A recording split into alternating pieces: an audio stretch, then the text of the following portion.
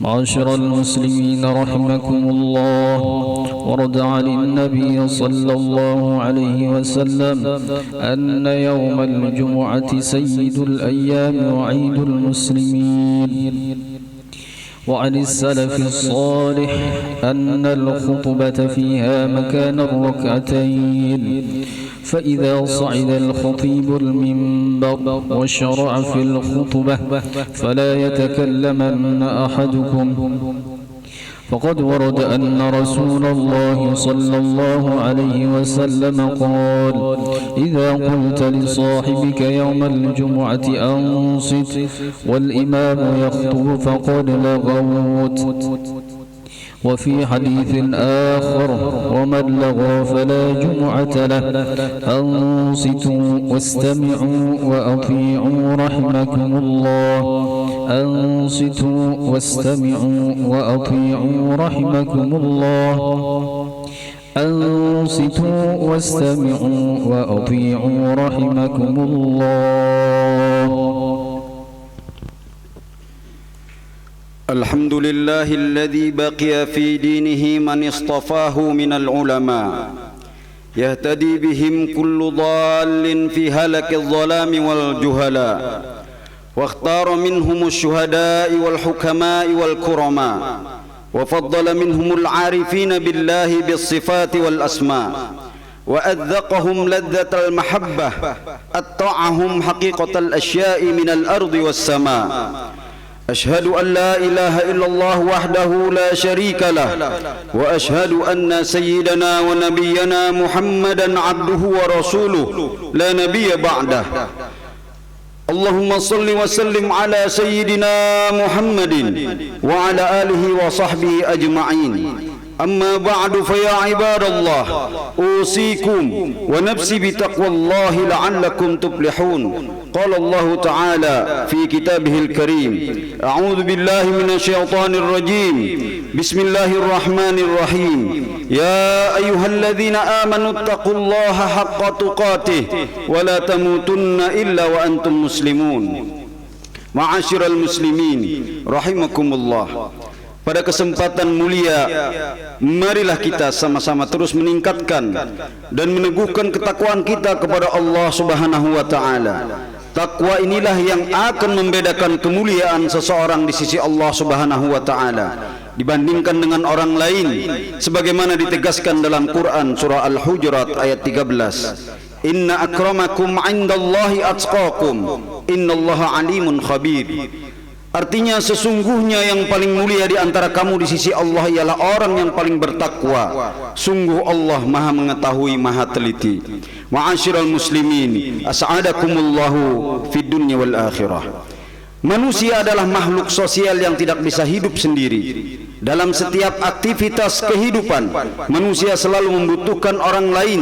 Oleh karenanya diperlukan kehidupan yang harmonis dengan saling membantu dan memudahkan urusan orang lain. Ketika kita bisa menjadi jiwa yang baik dan mampu memberi jalan kemudahan bagi kesulitan orang lain, maka Allah pun akan memberikan balasan berupa kemudahan pada kesulitan yang kita hadapi baik di dunia maupun di akhirat. Seperti ditegaskan oleh Rasulullah sallallahu alaihi wasallam dalam sebuah hadis yang diriwayatkan oleh Imam Muslim dari Abu Hurairah. Man naffasa an mu'minin kurbatan min kurabid dunya, naffasallahu anhu kurbatan min kurabi yaumil qiyamah. Wa man yassara ala mu'sirin, yassarallahu alaihi fid dunya wal akhirah. Siapa yang menyelesaikan kesulitan seorang mukmin dari berbagai kesulitan-kesulitan dunianya, niscaya Allah akan memudahkan kesulitan-kesulitannya pada hari kiamat. Siapa yang memudahkan orang yang sedang kesulitan, niscaya Allah akan memudahkan baginya di dunia dan di akhirat. Oleh karena itu, mari hindari berperilaku buruk dan mempersulit orang lain melalui berbagai macam alasan yang direkayasa sedemikian rupa, seperti istilah kalau bisa dipersulit kenapa dipermudah. Apalagi kita memanfaatkan kesulitan yang dihadapi orang lain itu untuk mengambil keuntungan bagi diri sendiri. Terlebih hal ini melanggar ketentuan dan syariat yang telah ditetapkan oleh agama. Mari berikan hak-hak yang memang menjadi milik orang lain dengan menjauhi sikap senang mengambil sesuatu yang bukan menjadi hak kita. Selayaknya kita harus menjadi orang-orang yang mampu memberi manfaat bagi orang lain, bukan orang yang memanfaatkan orang lain untuk kepentingan kita. Nabi Muhammad SAW bersabda, khairun nasi anfa'uhum linnas. Sebaik-baik manusia adalah yang bermanfaat bagi manusia yang lain. Terkait dengan saling menolong ini, hadirin, Allah Subhanahu wa taala telah mengingatkan kepada kita untuk saling membantu hanya dalam hal kebaikan. Kita dilarang untuk saling membantu dalam hal keburukan dan kejahatan, seperti manipulasi dan konspirasi yang menghantarkan kita kepada dosa. Oleh karenanya, ketika orang lain yang memerlukan bantuan kita, maka bantulah dengan tidak menyulitkannya.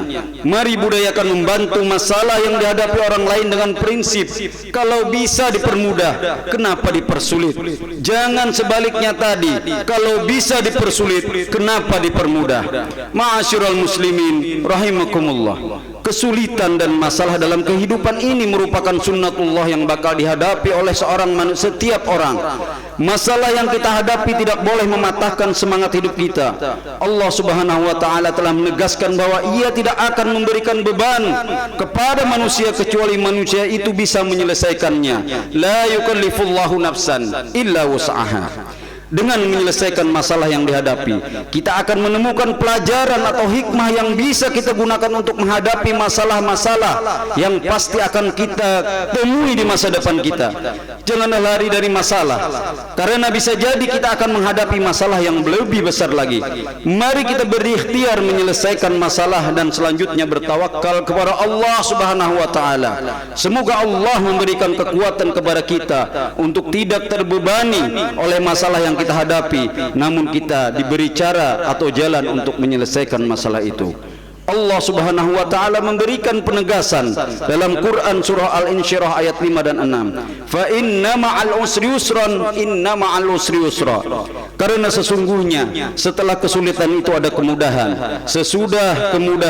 Sesungguhnya sesudah kesulitan itu ada kemudahan. Mari kita amalkan juga doa yang termaktub dalam hadis yang diriwayatkan oleh Anas radhiyallahu anhu.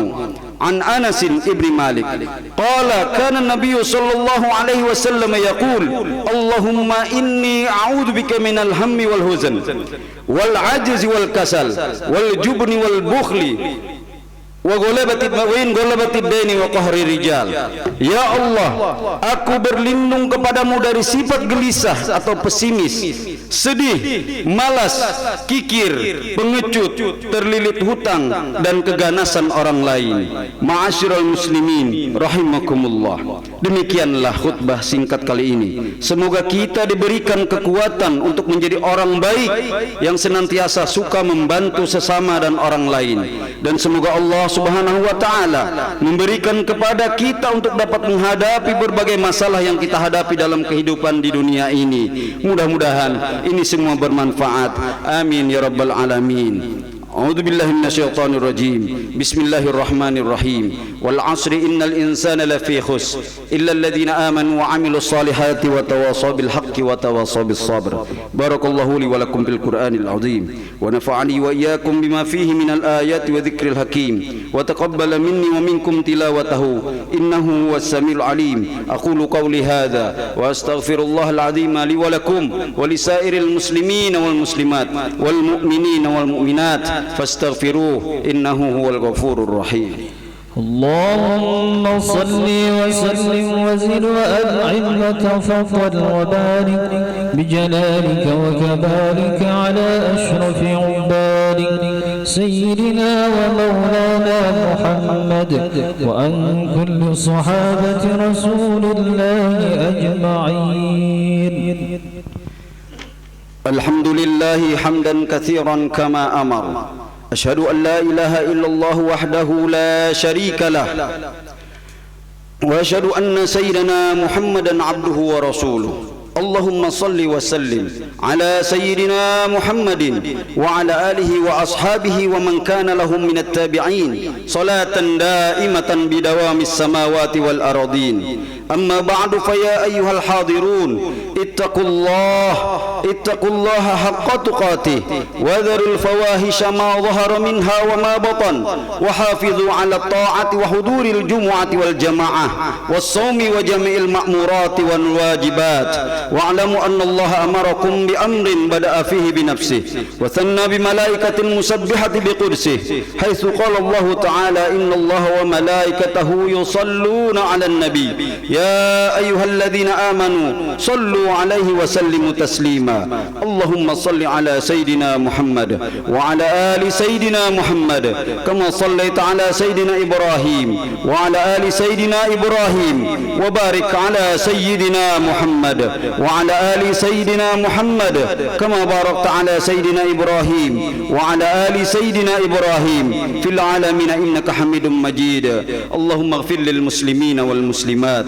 والمؤمنين والمؤمنات الأحياء منهم والأموات إنك سميع قريب مجيب الدعوات يا قاضي الحاجات اللهم ارفع عنا البلاء والغلاء والوباء والفحشاء والمنكر والمحن والفتن ما ظهر منها وما بطن من بلدنا إندونيسيا هذا خاصة ومن بلدان المسلمين كافة عامة إنك على كل شيء قدير عباد الله إن الله يأمر بالعدل والإحسان وإيتاء ذي القربى وينهى عن الفحشاء والمنكر والبغي يعظكم لعلكم تذكرون فاذكروا الله العظيم يذكركم واشكروه على نعمه يزدكم واسألوه من فضله يعطكم ولذكر الله أكبر والله يعلم ما تصنعون. أقم الصلاة.